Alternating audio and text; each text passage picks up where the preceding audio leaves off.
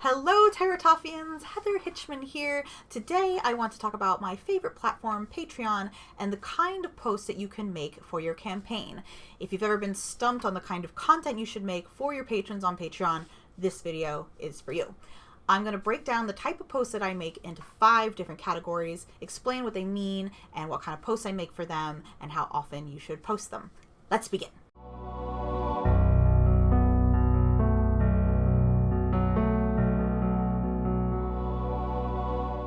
The first category and most important is entertainment. That just means whatever it is that you make that your audience is here to see.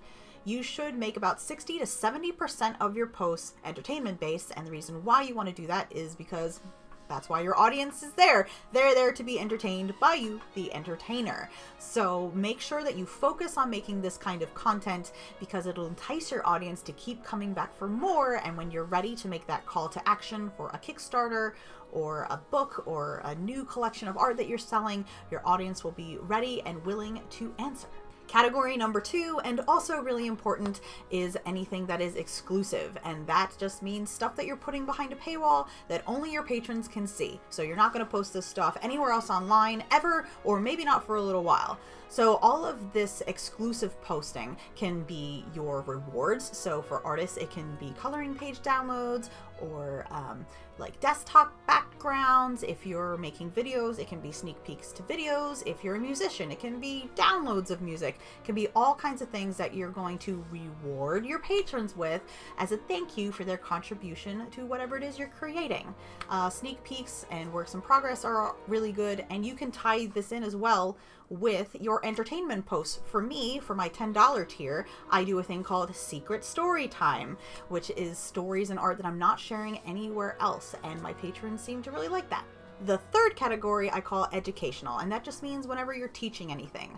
I recommend limiting these posts to a minimum because you don't want your teaching posts to overwhelm the entertainment, because then I think you can lose some of your audience's interest. Unless your campaign is specifically geared towards mentoring and teaching people things, then I think you have to definitely make this the bulk of your content. But it really depends on the kind of campaign that you're doing.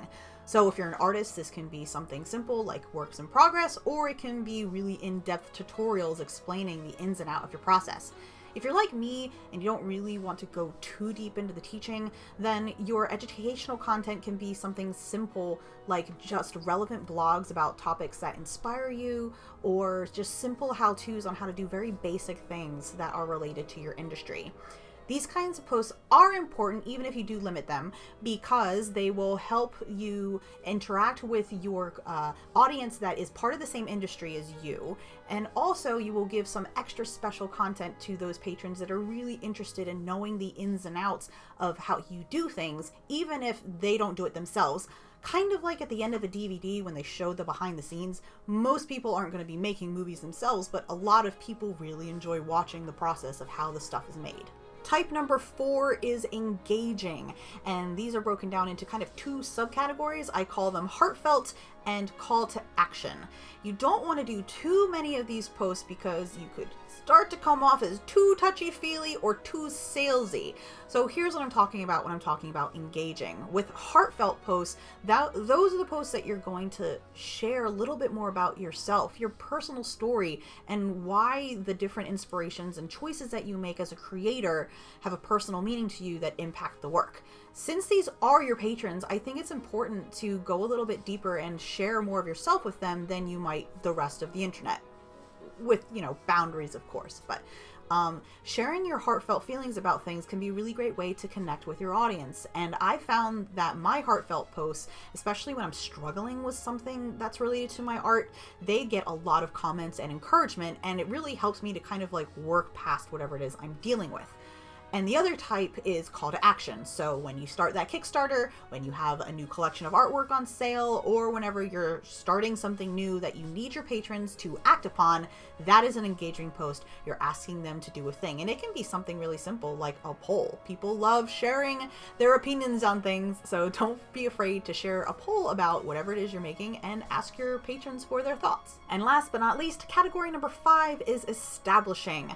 This is the kind of post where you are are going to shout from the rooftops about your accomplishments and thank your patrons for their help, because without them, you wouldn't have gotten this far. So whenever you get an award or you get into an art show that you've been trying to for years but you haven't made it in, or your work gets published, anything that is cause for celebration, make sure you post about it on Patreon, because that is a way to not only increase that social proof, so that when people are looking you up online, you are establishing yourself as a professional, but it also is a way to thank your patrons for all of their support, because you wouldn't have been able to accomplish this thing without them. Just make sure that you limit these posts and you use a very humble tone when you make them, because doing it too often or too brashly can make you sound like a braggart, and nobody likes those people. Well, creators, I hope this video has given you a lot to think about and some inspiration for how you can better engage with your own patrons on Patreon. Do you have other Patreon questions for me? I love tricky Patreon questions. They're the best. I could talk about Patreon all day long. Probably will. So if you have any other questions for me, leave a comment below so I can consider your question for a future video. Speaking of patrons, this video and all of my wonderful creations are brought to you by my patrons on Patreon, like Isis Roland. You can check me out on patreon.com/Terratoff. Don't forget to subscribe and to ring that bell so you can get more Terratoff and Heather goodness in your dashboard. Ta-ta! Type of Patreon post, take 2, since the first one sucked. Make a call to blah. The great thing about oh, I have a hair in my mouth. That's why I'm coughing. Cat hair.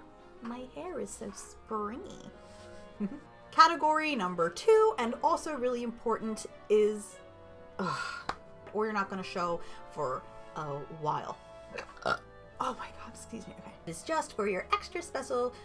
If you do too many establishing shots, they can come shots. Wait, I said that before. To kind of blah. Last one. We got this. Establishing. These are the shots where you are the shots. No! Well, I hope these tips have given you some ideas on how you can better engage with your Patreon audience, and that you are gonna have a great day. Because I forgot what I was gonna say.